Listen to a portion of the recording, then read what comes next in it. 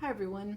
I thought I would take a few minutes and share with you what it's like to come up with a full-fledged design. Just to put you at ease a little bit, knowing that yes, it does take a lot of work and you're not going to be doing anything as big as what I'm showing you right now, but just to show you what the process is. So first, when we're designing, it's messy. We're not really concerned about final graphics, so don't even worry about it. When I'm taking measurements at the site, I have a very specific annotation system that I use. You can see that it's not a beautiful drawing. This is grid paper on a clipboard. Sometimes I have bigger paper on a bigger clipboard, but all I'm interested in at this point is getting the data down.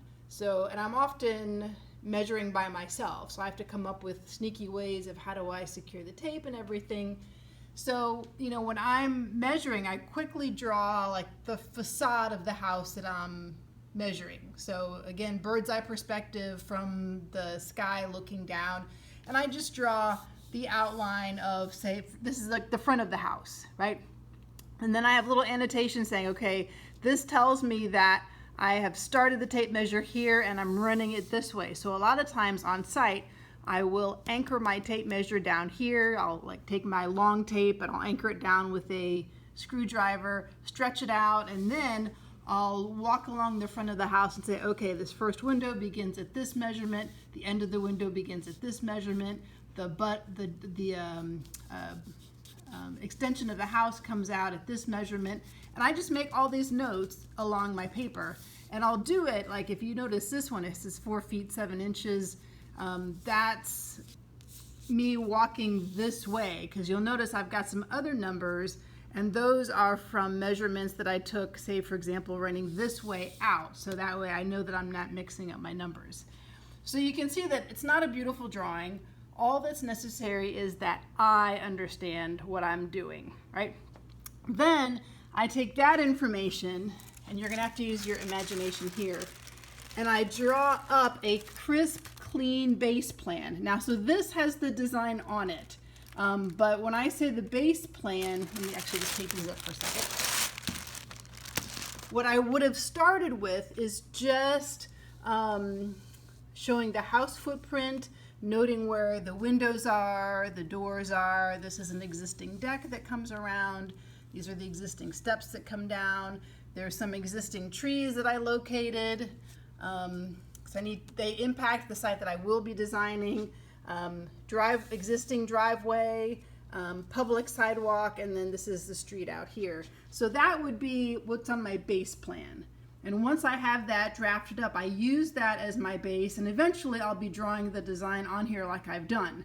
But before I do that, I explore options, just like you guys did with your form composition worksheets. I do the same thing. So I've interviewed these clients. I know that they want a curvilinear, very naturalistic design. So I'm not going to waste time coming up with a rectilinear theme or a theme based on circles. I'm going to be exploring different ways of doing curvilinear. And I would make an extra appointment with the client and show them these very drawings. So you can see they're not drawn beautifully. That's not the point. My job at this point is just to show the homeowners what the options are. And for you guys, your job is to figure out what the options are for your spaces. So for example, in this scheme, all I was playing with was, let's do a bird haven out front, which the clients had asked for. And in this scheme, it's a little hard to see, but these bubbles are just showing there's a lot of different species in masses, right? And then I was showing them one curvilinear layout that kind of brings this veggie garden area way out into the backyard. But it keeps most of the planting space fairly thin, just making sure we've got enough room to do some screening that they wanted back there. So it's just one way. But then I showed them like another way to do the veggie garden, so bringing it in a little bit, showing how you can do easy to manage, squared off raised vegetable gardens within a curved framework. And then I showed them, instead of the clusters of plants in the front, doing this really cool river that kind of jumps their front walkway here. And maybe it's like ferns and some other shade-loving plants, but a river of plants, and they really like that as well. So then I had a third one that I showed that I stopped playing with the front yard and I just concentrated on the back. And so this is sort of a hybrid where I said, you know, the veggie area, it's got to be here someplace. We don't want to like put it in the middle of the yard. They needed enough play space for their grandkids, but we don't want to have it, we need it out a little bit so it gets enough sun, right? So showing them more options there, but then showing that we could broaden all these planting beds out here, and that would allow them to have this little trail through, so then they can interact with their landscape a lot more. And they loved that. And that wasn't anything that they told me that they wanted, but that's why I do these interim drawings to say, okay, well, here's another way to do what you asked for. Here's another way to do what you asked for. And here's some other ideas that I think you might like based on what you've said, right? All right. So then I would start playing around with planting. And I would just freehand loosely bubble plantings, but in this one you can see that I've just sort of loosely done circle templates. I mean, some are freehanded, some are done with a circle template, and it looks kind of dark and fuzzy, but they should be super, super light. As I'm designing, if something jumps into my brain is, oh, you know what would be perfect? This plant! Then I go ahead and I make this little cryptic note for myself that that's what I want it to be. I knew that the owners loved that river of ferns, so I started drawing in that symbol, like inking it in, because I knew that's what they wanted, right? So I can start with something that's a known quantity, right? And then I started redesigning this so it was a combination, because they loved both the river and the massing. So in this final one, I'm combining them. And I'm starting to figure out what my plants are, right? So as I'm drawing, that kind of inspires me. But I do keep a little cheat sheet off to the side, and I'm old school, so mine is I still hand do it while I'm designing, because I don't want to get up from my drawing table, go over to my computer, do it digitally, or, you know, move over to my laptop. I just like to do it right there. I don't want to have to move, so I just make a list of, here's all the plants that I'm coming up with, that I'm thinking about using. I do the seasonal chart, spring, summer, fall, winter, and I quickly squiggle in when that plant would have something to show, right? So now I can come in and say, as I'm designing, do I have enough spring blooming things? Do I have enough winter interest, right? Those are usually the two things that we're lacking on.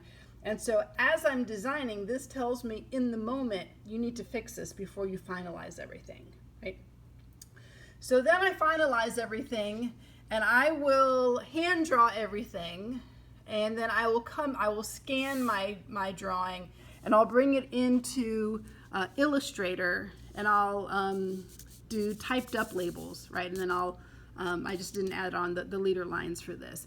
And I have one copy like this in black and white. It's just easier to read, and it can be reduced and it's still readable. And if you're taking it to the nursery when you're getting plants, it can get mucked up. It doesn't matter because you haven't spent a lot of money on this copy, right? But ultimately, what it ends up looking like is this full-blown plant that has lots of color on it. And I'll go ahead and render everything. And so I make many copies. So I'll do the labels on a black and white one, and then I'll make copies and I'll render one, right? Or I'll render the original, because this is on a paper that doesn't bleed with the markers as much. So I'll take a lot of time rendering. This drawing took me 6 hours to render, just to render it, which is coloring, and that's going pretty fast, right? And it looked probably still ugly like at hour 3, but I knew that if I kept putting on my layers of color, it would look good. So if you like zoom in, you can see that there's like a bunch of squiggles, and so if you use one color in one area, you have to use it in another. I'll show you more of that in a little bit. But every time, like if I love using orange, right? So if I just did an orange thing there, your eye goes right to it. So you have to use orange elsewhere. So you can see I used it for like a pollinator habitat here. I used it for a few other plants around the plan, and that way everything kind of gets pulled together visually, right? So I do this rendered version. I scan the rendered version and I pull that into Illustrator, and I come in and I add notes for clients that just talk about the garden spaces, right? So that way, of course, they're paying attention to me when I'm presenting a plan, but most of the time a designer would leave the plan with the client for a while, and when the clients pull the plan out a couple days later, they need to be able to not just understand it again, but they need to be able to get excited about it. So you have to have like enough annotations on to help them remember all the things that you talked about. And then again, all the details, like the planting details, material information is on this kind of nuts and bolts one, right? So you can see that it's actually quite a long process, you know, to get this all finished. Most of you, I mean, none of you are taking on a whole site like this. Most of you in the class are taking on either a front yard or, what's more common, a smaller space. And that's more of the scale that I'd like for you to take on for this final project.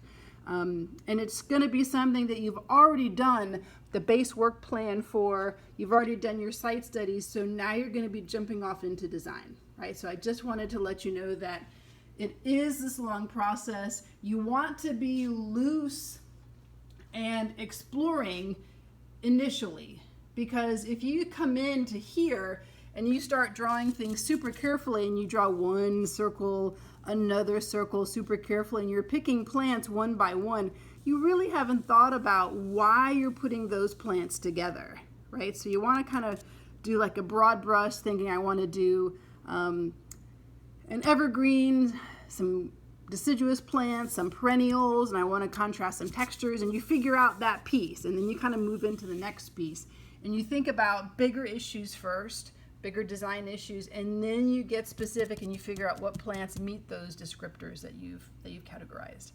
So that's that in a nutshell. I will upload a couple other videos as we go along.